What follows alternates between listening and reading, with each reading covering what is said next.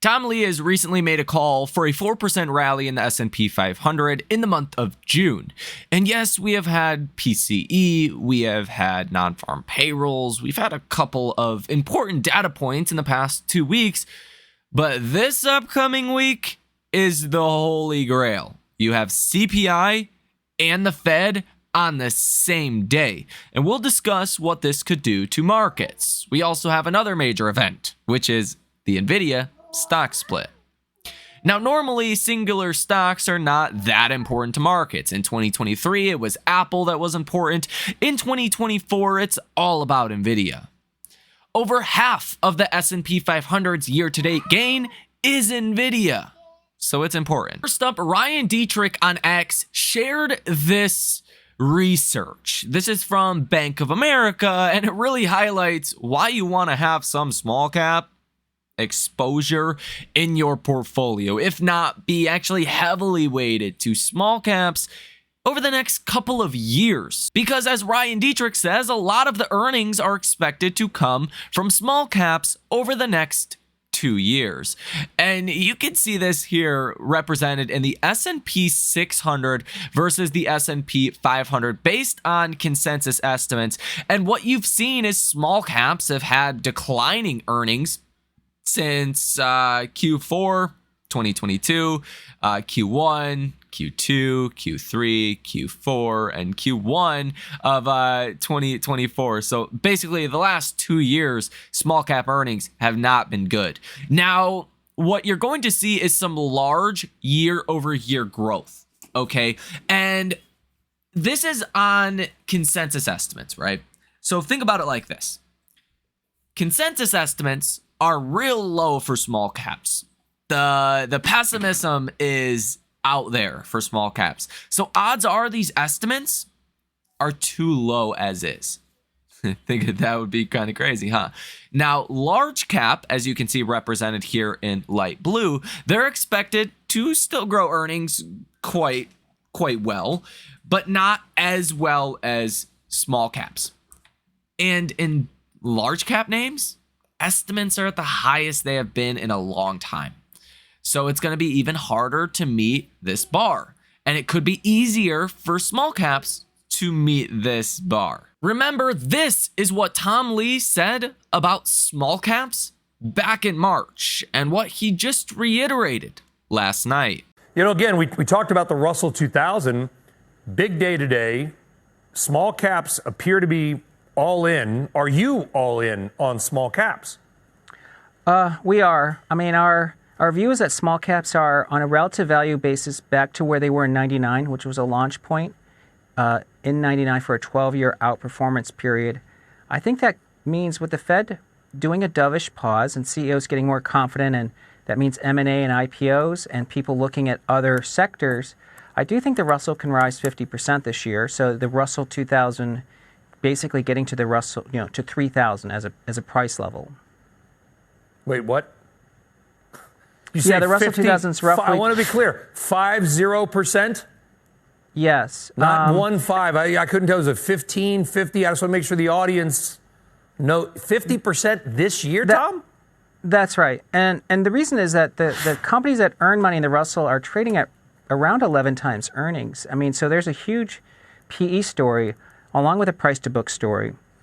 There's a lot of Russell 2000 stocks that are actually trading near cash as well. So, I mean, there is a lot of reasons why larger companies might acquire some of these smaller names. And of course, there's a big biotech weight in the Russell 2000, which again is gaining momentum. And of course, when the Fed starts to cut, the regional banks benefit, and there's a huge financial weight in the Russell. So, I think the Russell 2000 represents sort of the best of things that happen when the Fed starts cutting. And that's potentially why this upcoming week will be so important for the Russell, because you have not only just CPI, but you also have the Fed on the same day, in which it's a wild card what's really going to happen. Because if you look at the non-farm payroll report, it came in really good.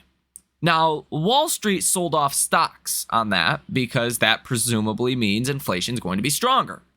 But But that's not necessarily the case. As Jerome Powell said, in 2023, we had good jobs numbers and declining inflation. The only thing that really matters is inflation. The economy can stay strong, stronger than it is now. As long as inflation falls, that's actually the best possible case scenario. So what we had on Friday specifically with the jobs report coming in way hotter than expected, and yes, it was a little bit mixed with the jobs report. It was not all super good. There were some bad points as well, like 625,000 full-time jobs were lost last month and 286,000 part-time jobs were created. Definitely not a one-to-one parity there, okay? And losing full-time jobs like that, definitely not a good sign. But if inflation comes in good on June 12th, the same day as the Fed this upcoming week, that would actually be your perfect soft landing scenario. And that would actually mark 2 declining months of inflation growth, which should in theory give the Fed a lot more confidence to maybe start cutting rates sooner. Now, historically, whenever other major central banks start to cut rates, you do see the US start to cut rates as well. You can either see Canada, the ECB go first, or you can see the US go first. Now, for different dynamics this time around, it's the ECB cut rates first. Well, Canada cut rates first. The ECB cut rates next. And we're likely to follow suit behind them.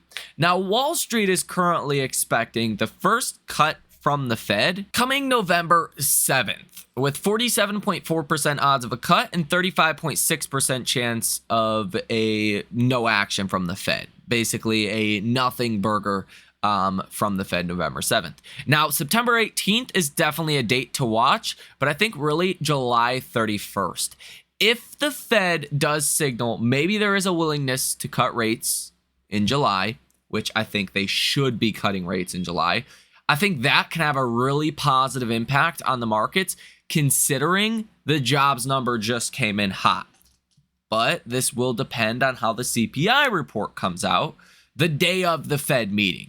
That will be everything for the Fed. If CPI comes in lower than expected, well, I would expect a more dovish Fed. A Fed that could be open to cutting rates July 31st. I think that could really catch the markets by a bit of surprise. I think one of the other big stories will be Nvidia. Nvidia will start trading after the split coming Monday morning around $120 per share or so. Now, what tends to happen after stock splits is you do tend to get a sell-off because a lot of people trade the stock split, right? And then after the stock splits, they're like, hey, maybe this stock's going to go down for a while, so we're going to get out. Now, considering Nvidia has had a, $550 rally just since April, maybe you could get some kind of sharp selling.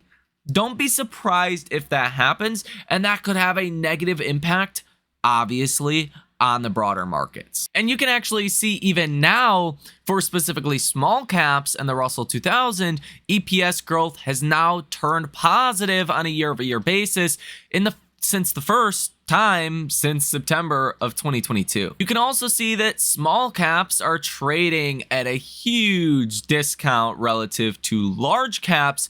And normally throughout the last, 20, 30 years, small caps have always traded at a higher PE than large cap names. That would suggest that maybe small caps on a PE basis could go up, 1.5, 2x, right? Those are some large gains. And that's one of the reasons why Tom Lee believes you could see such a large rally in small caps. I mean, why are PEs normally higher in small caps, though? I think that's important to also point out. And that's because small caps tend to grow more. They tend to be more, high risk, high reward kind of companies that grow into their valuations over time, whereas large cap names are, for the most part, fully valued. And I think it is encouraging as well heading into next week when you hear different funds saying things like this, like Pantheon.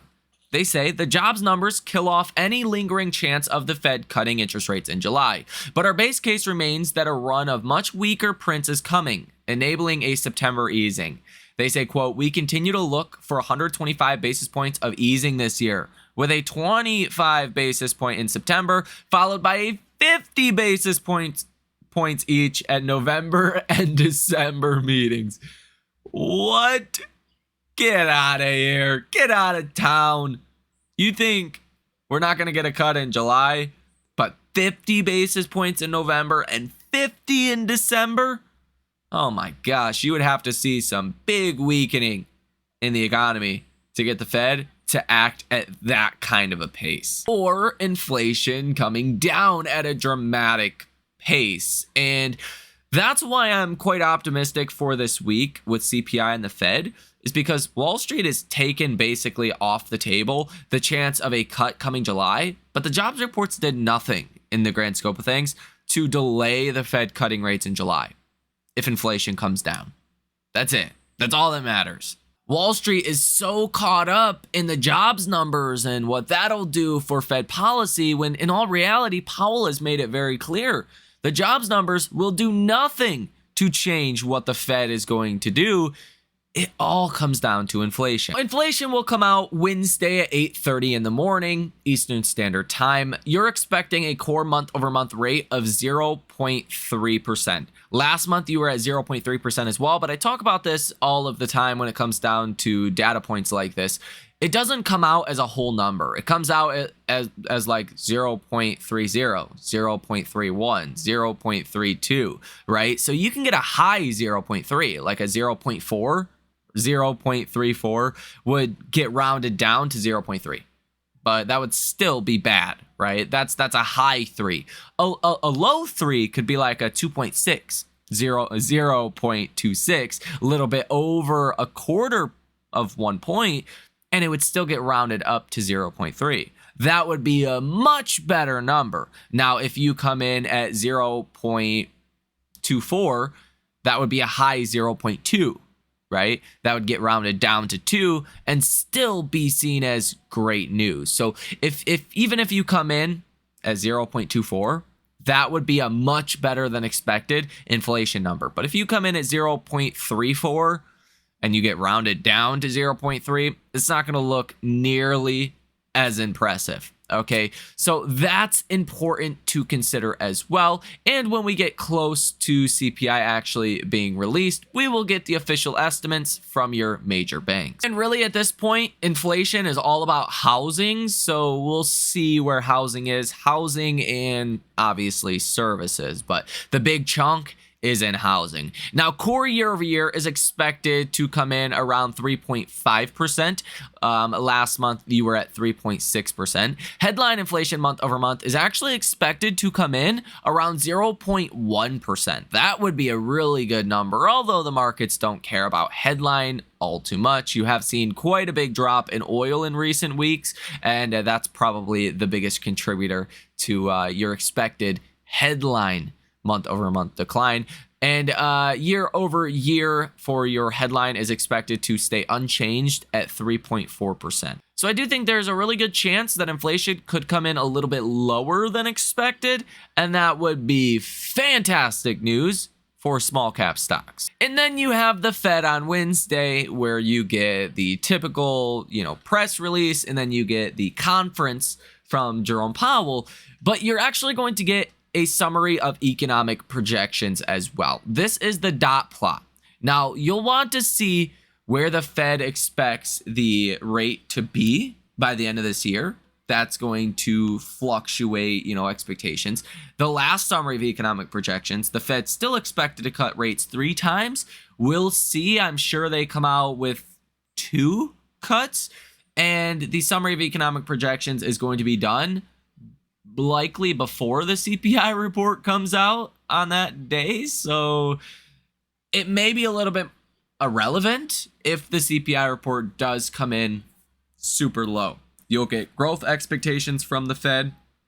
You will get PCE expectations from the Fed, and you will get terminal rate expectations. Last meeting, the terminal rate went up from 2.5% to 2.6%. We'll want to see what happens with that summary of economic projections. And coming in the next video, I will go over the last Fed dot plot and what you want to see on the new one. But I gotta say, I'm in the camp of Tom Lee, and I do think if we get more upside to our markets, it's probably not coming from big tech. It's going to come from a broadening out of our markets and areas like small caps that start to actually participate. And in all reality, if you do get a early, sell off in next week, it could be a good opportunity to get some upside exposure to small caps. But that is not financial advice, and if you trade options or do anything that's speculative or invest your money in general, you are subject to lose money. So let me know what you think about all of this down below in the comment section. Again, I actually think next week could be a huge week for small caps. Like potentially send IWM to a new high for 2024. But more on all of this in the next video. You guys enjoy the rest of your day and your weekends. I will see you in the next one.